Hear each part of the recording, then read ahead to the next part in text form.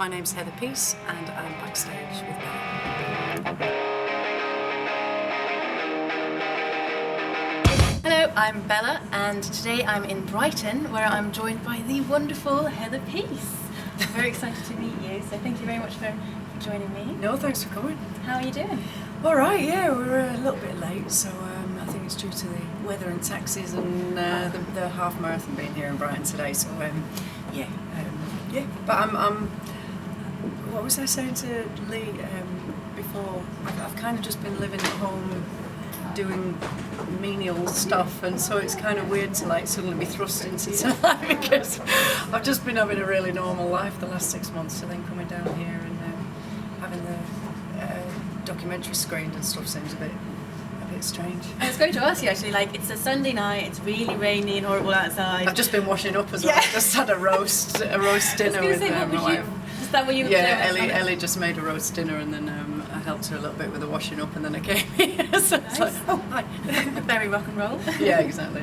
Cool. Yeah, I'm really looking forward to seeing your tour documentary. I've seen little clips online, one of which you're going to the gym in your swimming goggles. Yeah, I just, it was just a little comedy moment. Yeah, you that's know. not a normal thing that you normally do. No, I didn't really do it either. To be fair.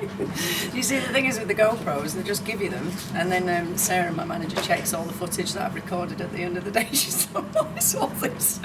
Yeah. So there's a lot of goofiness, like you can expect a lot of that kind of thing on the I think DVD? so, yeah, and I think there's quite a bit of me not actually being able to work the women thing. It's been quite fun with the GoPro. We'll never ever shoot anything like the documentary tonight again because we now know how to work it. Yeah. So there was quite a lot of fun in the fact we didn't have a clue what we were doing. So I think it lends to the kind of charm of it, really. Yeah, definitely. I'm going to ask you because obviously you've become a bit of a lesbian icon. I mean, as soon as you're on the cover, the magazine sells out. And how do you feel? Like, do you feel a certain responsibility because, like, you know, a minority group really sort of look up to you?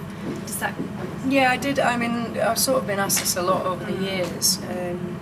Yeah, I certainly did 4 or 5 years ago. Now I just tend to live my life, and it's really amazing that I can have an impact or can make people feel good about their sexuality because I'm out there sort of doing my job and living a normal life, whatever you want to think about it. I don't take the pressure so much now because, you know, I'm married and I got my wife and I work and I just work hard and I don't know.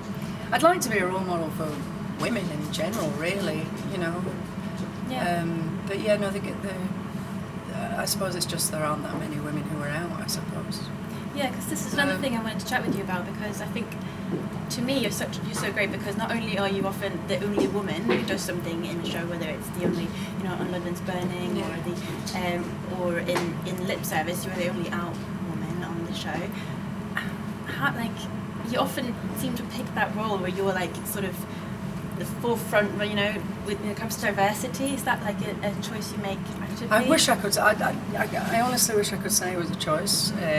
The fact is, you take the jobs when they come because it isn't a case of having 10 jobs and I pick one and turn the other 9 down. You know, consequently, I've done some shit at times, but it has been 20 years I've been doing this. So.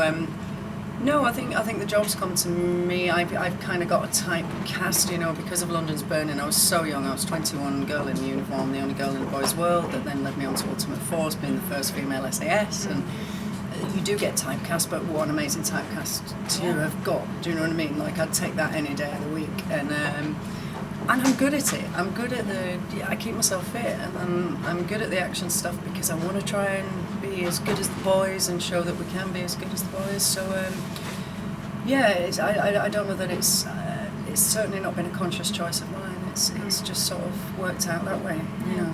What do you think then about like being, you know, it's so heteronormative, it's so male dominated. Do you get fed up with it, or do you think Fed up with what? like the fact that, you know, it's that there is often that heteronorm, or there's a lot of men doing, you know, in the music industry as well, or do you find it difficult, or? Do you know what? I do, and I read articles about it, and I give myself knowledge about what's going on, but ultimately I just live my life, and I certainly don't think about being a woman holding me back. Maybe it does, maybe being gay holds me back, but I wouldn't know because I don't mentally think like that. I just do what I do and try to do the best and try to be as successful as I can be. So I know exactly what you're saying, and I think it's all shades of wrong, you know. And if I had a daughter, I would want her to have positive role models around her all the time, you know. But I think you're brilliant for doing what you're doing, and I think you are an inspiration to a lot of people. Which I obviously find it embarrassing. No, I just can't really like get my head around that. I can't get my head around that, really. But so obviously, again, you've been very successful in your acting as well as in your music career. And in your acting, I often see you sort of as a very strong woman, and then in your music, again, you're strong, but you see a sort of softer side. That's me. The music's more me. Yeah, Absolutely. When I'm acting, I play characters how I would like to be, because my wife would tell you, like, you know, I'm massively sensitive, I'm massively emotional. You know, probably everything that none of those characters are really. You know, like the Sam character in Lip Service, you know, she used to bottle everything up. It's like, I've never bottled anything up in my life. So I'll just be sobbing on the floor, you know. So it's quite interesting to play. They are kind of opposites. There is a lot of strength in me, but I think I tend to play characters how I wish I was. Yeah. So do you put a lot of yourself into your lyrics as well? Yeah, absolutely. It's all I can do. It's not all anyone can do. You know, I think lyricists that can. That's why I probably would never write a musical or anything like that. I find it really difficult to write stuff that isn't affecting me or isn't in my heart. You know, and you know, someone like Burt Bacharach. You know, you just think they were amazing songwriters. You know, Carole King, that just could just write and write and write and write. They were just like amazing creative machines. Yeah, that would be great. But because like when I went to see you in London, you did your preview of your album last year in that jazz club. Oh yeah. And when you played "I Pick Flowers," I got really emotional. I felt really like I could really relate to it, and I felt like you were really putting your heart. It was probably it. the most honest song on the album, really, and because it was so honest, I think it took me about 15 minutes to write, because it was just something I was feeling at the time. I already had the riff and stuff, but when I started singing the lyrics, it just was like that. That was what I wanted to say to Ellie. Beautiful. Thank you. So the very final thing is, seeing that you're doing a bit of competition on Facebook at the moment, with people who win like a doodle from you, and so you're quite a competitive person. Yeah. So would you maybe mind doing a little thumb war with me? Right. I'm going to test your competitivity here. Yeah, I mean, if the camera angle was better, I'd sort of suggest a leg wrestle. I'm better at that. Wow. I just want to put that out there now. If I lose at thumb wrestling, I would always win at leg wrestling. That's all I'm saying. But yeah, I'll do thumb wrestling with you.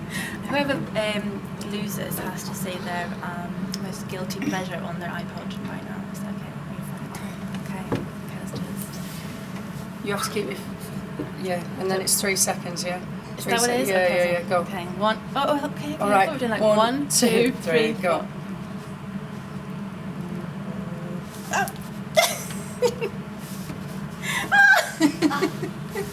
You're so dead. Did I win? Of course you are. What's your guilty pleasure on your iPod? Oh God, I was hoping you would be revealing this. Mine's 90s dance, it's fine. Things like Strike You sure do. So I've given you mine. Go on. Excellent. And Backstreet Boys. Yeah, Backstreet Boys. Let's not keep playing. Thank you. It's been a pleasure talking to you. Thank you so too. much. Thanks, Ben. Thank you.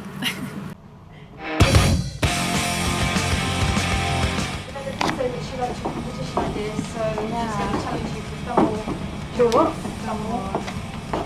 This is the competition. Yeah. A little some more. Yeah. And the prize will be whoever loses is going to reveal their Guilty pleasure. guilty pleasure. Yeah. Guilty pleasure of music. Yes. If you have it. Is that good? You've got a better I like loads of shit, mate. Hi.